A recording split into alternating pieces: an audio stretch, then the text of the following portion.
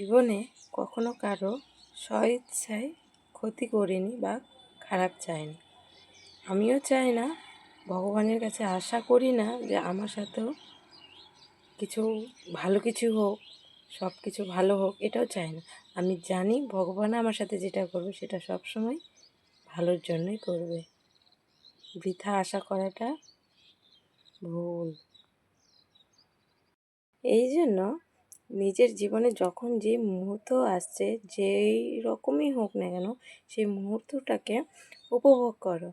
নাকি কোনো আফসোস করো, না কোনো পেছনের কোনো আঘাতের চিন্তা করো, সেগুলো না করে যেইটুকু মুহূর্ত সামনে এসেছে সেটাকে শুধু উপভোগ করো। সে যেমনই হোক, সুখের হোক দুঃখের হোক, ভগবানের নাম স্মরণ করো, ভগবানের চিন্তন করো, আর নিজের জীবনকে সামনের দিকে এগিয়ে নিয়ে যাও। নাকি পেছনের দিকে ফিরে তাকাও।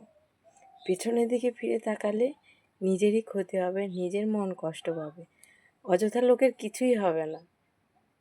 তো পেছনের দিকে তাকানো বন্ধ করো, সামনের দিকে এগিয়ে চলো। হরে কৃষ্ণা।